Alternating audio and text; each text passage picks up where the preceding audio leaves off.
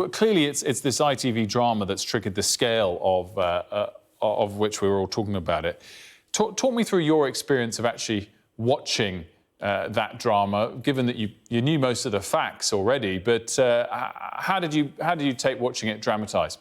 Well, look, it was a 4-hour long drama series, 4 parts, and I probably wept through about 2.5 hours of it, even though I knew the end of it, because as some people have said, Nick Wallace, the journalist that's been doing a load of work on this, has said that there's been very few pictures about this over the last 20 years, and it's drip-fed over 20 years. To have it all in 4 hours, when you can really see the egregious nature of it, was really harrowing. I think you get the bit at the beginning when it says this is a true story. You almost needed that at every ad break because it was so full on.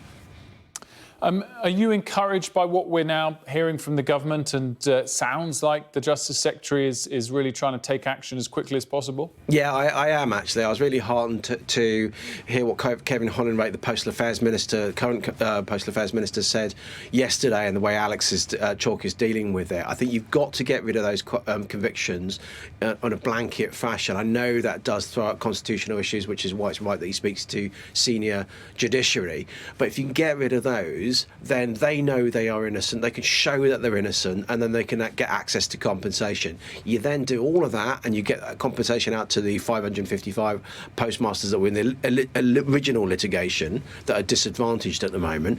Then you can finish off the inquiry, then you can get the answers and hold other people to account. What should be the levels of compensation? Should it be much higher than what is sort of likely as things stand? It's difficult to tell, but inevitably, I suspect, yes, whatever figure you put on it, you can probably increase it. Any number of reasons to do so. These are people have gone through hell through no fault of their own. Some people have died, some people have taken their own life, families are broken up, and people have been spat at in the street. They've been cast out of their own communities. Some have left the country.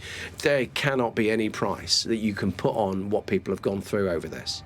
When we look at the coverage over the last week or two, I wonder if there are any parts of this that aren't getting enough coverage. One area that I think doesn't come up perhaps enough is Fujitsu and their role in the system that was ultimately at fault.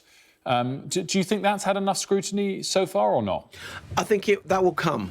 So the statutory inquiry that I set up, that's led by retired Judge Sir Wyn Williams, is looking at all of this. He's taken a lot of evidence so far from the postmasters and others, but there's a lot of information that the Post Office are releasing as part of their the documentation that they have to give over, and that's going to require a lot of going through at very, very technical level. Fujitsu would then be required to give evidence. So I'll probably hold my final conclusion until I've seen what Sir Wyn actually concludes. But there's no doubt about it. It was a faulty bit of software. People have been convicted wrongly on the basis of those faults, saying that it was totally invincible. So I suspect they will get their comeuppance, but let's wait until the right time for that. Yeah, and I think a lot will rest on whether they purposefully hid the fact that it was faulty and whether they knew that it was or whether it was a genuine error. In terms of the blame, you've been very clear of your view of Ed Davey, who was Postal Affairs Minister at the time, of course, now the Liberal Democrat leader. If you're critical of him, presumably you've got to be critical as a whole of the government he was a part of and its then Prime Minister David Cameron.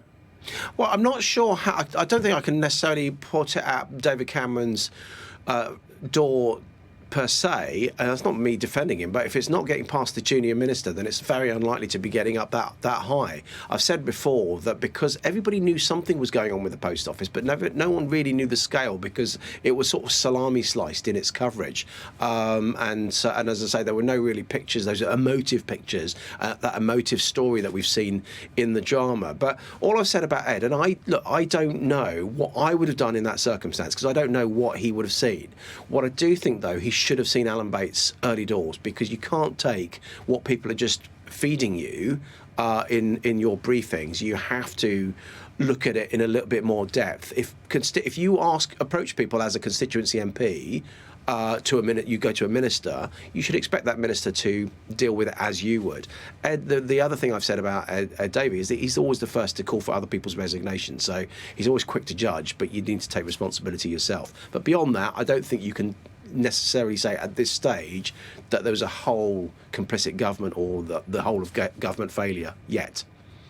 The other topic that I'm interested for your take on is these contracts that sub-postmasters were tied to initially, even in the good times. I mean, watching I haven't read the contracts, obviously, but watching the drama, it seems like they were signing over their whole lives. And these are government contracts. It's not like this is a sort of abusive, profit-hungry entity that might have pushed their workers around too much. I mean, what's your take on those in the first place? Even if we rewind pre-Horizon, it's sort of quite unfair and overbearing, perhaps. Well, it was certainly one-sided. I think what they look like is they look like franchise-style contracts, commercial franchise-style contracts, which again tends to be, if you've got anyone with a franchise, a company with a franchise, they'll roll it out, they'll give you the backing in terms of branding and the like, but then it's all up to you, it's your business. And so they do tend to often be one-sided and expensive, but it's a ready-made business, as it were. So again, that's something that I'm sure will be looked at, not only in the inquiry, but there are still obviously sub-postmasters in the here and now that need to make a living, so that we can keep the important social value as well as economic value that the post office gives. It's got more than banks and buildings, more branches than banks and building societies combined on their high streets. Paul Scully, thanks for joining us.